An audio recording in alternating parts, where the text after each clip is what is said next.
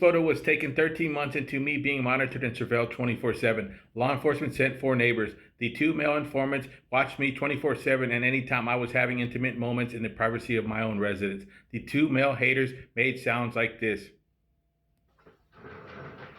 So 2 male neighbors watched my spunk and did everything in their power to prevent my spunk. 1 year of constant surveillance allowed them to create a psychological profile on me, which added to the tenacity of their relentless, unprovoked attacks on me. So this second false arrest / aggravated kidnapping was a direct result from the unprovoked pressure I was under from being illegally surveilled for 13 months. This is my second docket master to read charges refused. This video is a deeper dive into the events that transpired that day and the subsequent cover-up by Louisiana State Police. Since I was violently arrested by Louisiana State Police, I wanted the police report that they created to have me falsely arrested for my records. I also wanted to know who I aggravated assaulted, which would be in the police report. 3 times Louisiana State Police have responded with the term no responsive records. This is not the first time Louisiana State Police failed to respond to my public records request. I hired an attorney to get me body-worn camera evidence. State Police refused to respond to the attorney's public records request, which cost me money. After 21 days with no response by Louisiana State Police, me and the attorney had to come up with a strategy, which means sue State Police to compel a public institution to release public records. Every line on the attorney's spreadsheet cost me money because State Police refused to obey lawful records requests and lied about a miscommunication. So here's how Louisiana State Police responds to criminal misconduct complaint.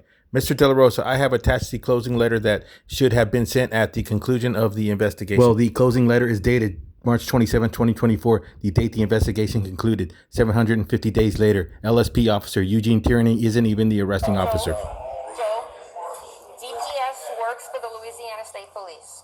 You were booked by a Trooper Harris. See that?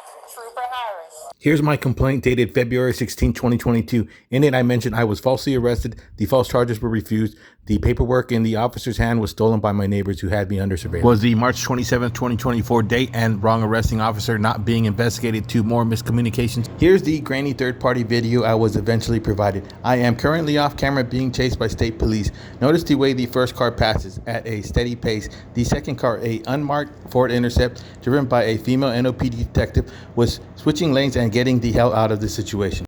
The NOPD's female detective Amanda had a chance to arrest me that morning, but she knew better. Amanda was involved in an illegal raid on my residence 2 years and 1 month earlier. Amanda, your handcuffs were used to deprive me of my rights under color of law, which is a federal offense.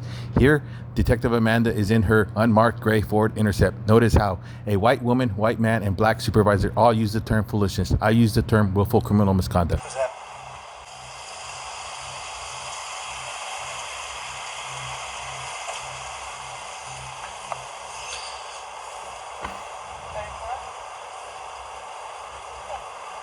Who knows?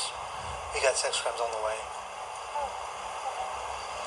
Because somehow during the midst of a scuffle, her pants and panties came off and she put her pants back on.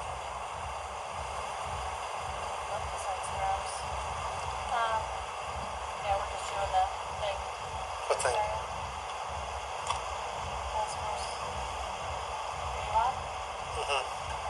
Oh, you mean with the package that's sitting right across the street right now? Yeah, I haven't seen it, but yeah. He's right there on the corner. Oh, yeah.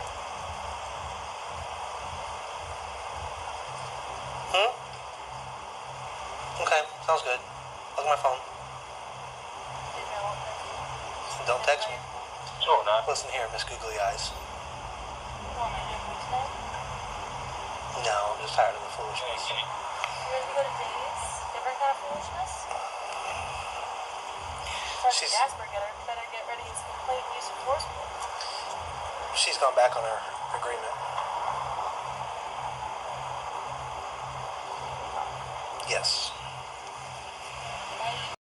Was out here, y'all finagle this foolishness, y'all gonna have to handle it. Handling it meant weaponizing the DHS watch list and getting me put under surveillance 24/7. Here's the hero of the day. This Red Cross worker was a real lifesaver. Here she is arriving just in time to save my life. So off camera, I outran the state police. I was on a bike. Then I got to thinking, what was I running for? I did not commit a crime. In that moment, I decided to return to my original route and hopefully the state police would let bygones be bygones. Boy, was I wrong.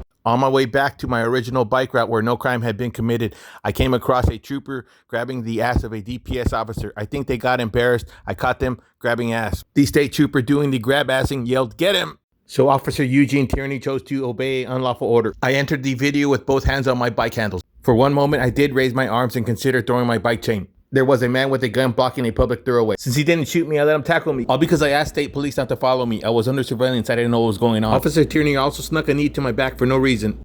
The unknown state trooper is who I caught grabbing Officer Harris's ass. I guess Officer Harris had to make up for his colleague's embarrassment, so he jumped into action and jumped on my back while I was handcuffed. Again, I committed no crime, so I had no reason to evade or resist. Here comes my lifesaver, the Red Cross lady. Probably wondering what you just witnessed. By now, I felt the weight of Officer Harris and I'm screaming, "I can't breathe!"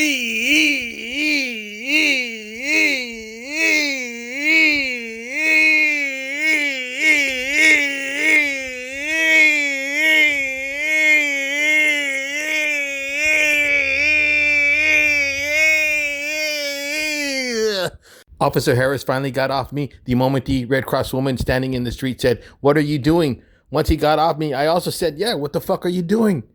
The unknown state trooper who I caught grabbing ass then asked me, "What type of drugs you on, boy?" I told him, "You tackled me. Take some blood. I'm already bleeding all over the place." He was also pissed that the female detective took off on him. I told him she knew better. So I edited most of the grainy third-party video I was provided. Here's the arresting Officer Harris arriving in his vehicle to falsely arrest me and take me to jail. So there was all kinds of belligerent, drunk on power moments throughout this interaction. This is why I think Louisiana State Police hid or by now destroyed the body-worn camera video of my false arrest. Again, I was told there was body-worn camera video of this incident by Internal Affairs investigator Kevin Ducote. There was no miscommunication. He told me it existed. That's why I got an attorney to track it down. Here you can see I just got stood up and am about to be put into the marked unit of Officer Harris. You get put in the backseat of the police car, then police close the door. Why is the police door being kept open for so long? I'll tell you why. Arresting Officer Harris was asking me what he should charge me with. I told him, "You can still let me go. I won't say anything." Officer Harris then tried to get me to admit I swung a chain. It never happened. How could I admit to something that never happened? I continued to ask for Officer Harris to let me go. It would have been in everyone's best interest. He was stuck on stupid. 20 more seconds will go by before Officer Harris shuts the door and does not let me go. I did not know what he could charge me with. While this was all happening, state police were radioing in the New Orleans Police Department to have me taken into jail and cover up the crimes the state police had committed. Here's the door finally shutting and the NOPD are on their way, all because Officer Harris refused to let me go. Here's NOPD arriving. Part of a criminal conspiracy state police were attempting to create.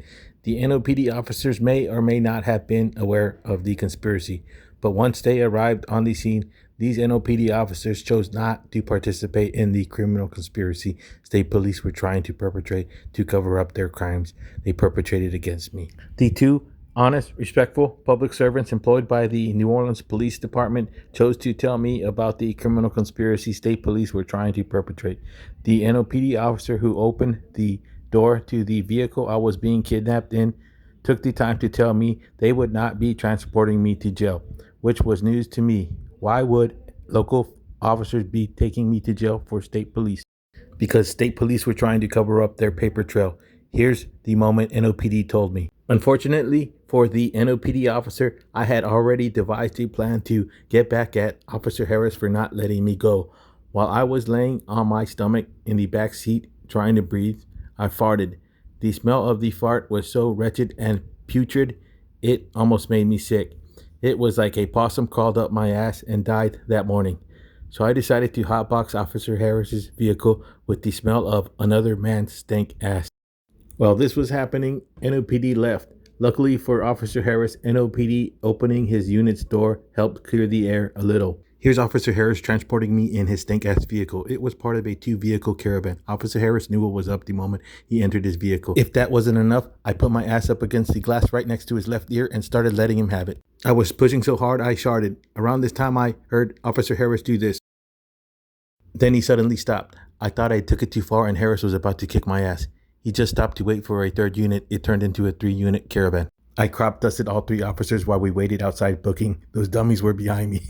So I was contacted by the DOJ, who opened an investigation into Louisiana State Police. State Police murdered Ronald Green. They covered it up 16 months earlier. Louisiana State Police hid body-worn camera evidence for 2 years. The DOJ finding revealed a pattern of unlawful conduct within Louisiana State Police. The DOJ investigation was later found not credible because all findings were retracted. If an investigation finds unlawful conduct by police and no one is arrested, that institution has no credibility. Louisiana lawmakers eventually did call for a special committee into Ronald Green's murder. They were so outraged they ended the investigation early. Thankfully, they did a body-worn camera audit. Here are the results of that body-worn camera audit. The Louisiana State Police false narrative was Lieutenant John Clary hid his body-worn camera video evidence for 2 years. The audit shows Lieutenant Clary activated his body-worn camera at 12:32 a.m. Lieutenant Clary had 3 body-worn camera videos and a dash cam video. He sure did turn his third body-worn camera off quick when he found out he and his state police colleagues violently and tortuously unalived Ronald Green. And what do you know? Lieutenant Clary downloaded the evidence of their misdeeds. The 3 highlighted Louisiana State Police all obstructed justice by hiding Lieutenant Clary's body-worn camera evidence. Kevin Ducote, highlighted in green, easily the most dishonest cop I've ever had to speak with. He told me body-worn camera existed in my false arrest. So Kevin Ducote obstructed justice twice in a homicide and my aggravated kidnapping and armed robbery that took 750 days to investigate the wrong officer. Kevin Ducote is not the only individual protecting a overt RICO enterprise. Governor Jeff Landry does. Here we have Louisiana State Law 262, Special Attorney or Counsel. Paragraph D reads, in no case shall the Attorney General or any state agency incur fees in excess of $500 per hour for legal services. This contract for professional services violates state law. It was created by Jeff Landry when he was Attorney General and pays out-of-state attorneys $750 an hour for a consent decree that's never existed. The illegal contract affects interstate commerce, which makes Landry's crime a federal offense. Google AI agrees. Would you looky there? Federal criminal statute. RICO relies on the Commerce Clause. Other RICO predicate acts by Landry are malfeasance, embezzlement/misappropriation. Here's AI evidence that a consent decree never existed or was ever agreed upon. 18 U.S. Code 1001 makes it a felony to knowingly and willfully make materially false or fictitious statements to the feds. Violating this statute can get you 5 years. Here's 11 emails where I indict Louisiana State Police for being a racketeering, influence, corrupt organization to the DOJ. With proof beyond a reasonable doubt evidence and in no particular order. The first 2 overlays show there was email correspondence. Last email reads, failure to recognize any element or individual involved in the process as significant or valuable will ensure the breakdown of the system. Further down in that email, LSP covering up for criminal police, St. Tammany police began terrorizing the store that provided evidence that led to the truth. Another example of police resorting to terrorism in Louisiana to cover up their crime. Mentioning terrorism to the feds, that's a 3-year enhancer. Here's that story. This young man, Seth Clare, was accused of causing a head-on collision by Louisiana State Police. Seth did not cause the accident. 2 police under the influence of alcohol did. Seth's father had to do his own investigation. He knew something didn't seem right. Seth's father had to track down video from a nearby gas station which showed that his son did not cause the accident. The store that shared the video with Seth's dad was dealing with police intimidation/terrorism. Seth's father goes on to say, it's horrible to have a child critically injured with guilt pinned on that kid, and the reasons were fictitious. You start questioning law enforcement. That state trooper, Brett Dupree, was eventually arrested. 1 year later, Louisiana State Police falsely accused another young man of causing a catastrophic accident. It took a civilian to investigate to find out what really happened. I mentioned earlier that the DOJ was not a credible institution since it retracted its findings. Here's my evidence. It also allows overt RICO enterprises to thrive with impunity.